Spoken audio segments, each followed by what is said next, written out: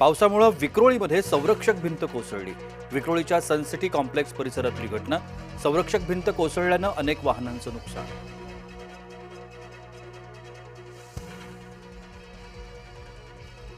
मुंबईसाठी आज orange alert.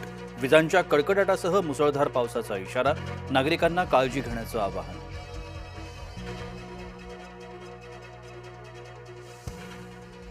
पेणच्या Ganesh मूर्ती कारखान्याला पावसाचा फटका। कारखान्यात पाणी शिरल्यानं गणेश मूर्ती भिजल्या। नैसर्गिक नाल्याचा प्रवाह अडवल्यामुळे पाणी कारखान्यात। नवी मुंबईत मुसळधार पावसाचा जोर कायम। अनेक भागांमध्ये पाणी साचल्यानं वाहतूक कोंडी। वाहनांच्या लांबच लांब रांगा।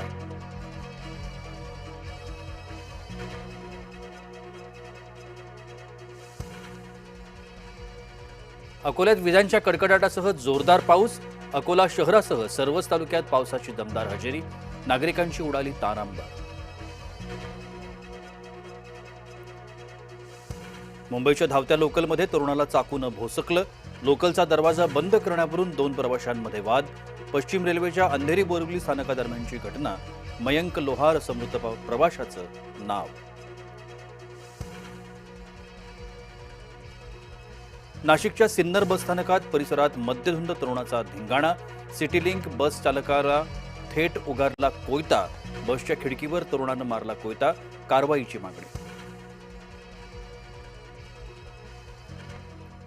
विधानसभा अध्यक्ष राहुल नार्वेकरांचा सभागृहात माफीनामा।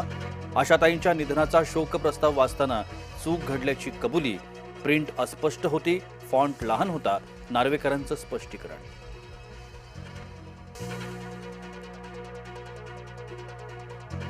हे नार्वेकर नव्हे तर फॉरेनचे नॉर्वेकर आहेत। खासदार संजय राऊतांचा हल्ला बोल। मी तिथं असतो तर पेपरवेट फेकून मारला असता। राऊतांचं वक्तव्य।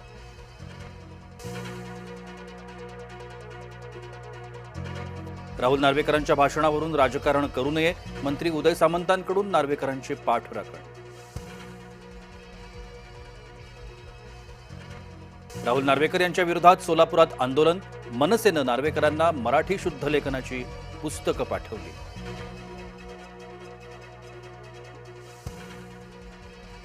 नागपूर विधान परिषद निवडणुकीमध्ये काँग्रेसचा दारुण पराभव। पराभवाची काँग्रेस पक्षश्रेष्ठींकडून गंभीर दखल। महाविकास आघाडीची 99 मतं फुटल्याचं स्पष्ट। उच्चस्तरीय समीक्षा समिती स्थापन। काटोलच्या नगराध्यक्षा अर्चना देशमुखांचं जात प्रमाणपत्र रद्द। ओबीसी प्रवर्गातून निवडणूक लढवून विजय मिळवला होता। देशमुख यांच्या नगराध्यक्षपदावर गंडांतर येण्याची शक्यता।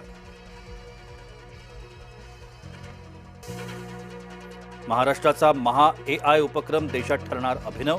शासकीय कामात गती आणि पारदर्शकता येणार। राज्यातील विभागात लवकरच अंमलबजावणी। धुळे जिल्ह्यात वादळी वाऱ्याचा कहर। साक्रीतील खुडाणेमध्ये वीज कोसळून 40 मेंढ्यांचा मृत्यू। राज्यातल्या पर्यटकांचं आकर्षण असलेला ओझरडे धबधबा प्रवाहित। सातारा जिल्ह्यात कालपासून पावसाची जोरदार हजेरी। हिमाचलच्या किन्नौरमध्ये जीर्ण पूल कोसळला। 3 जिल्ह्यांचा संपर्क तुटला। डंपर थेट सतलज नदीत पडला।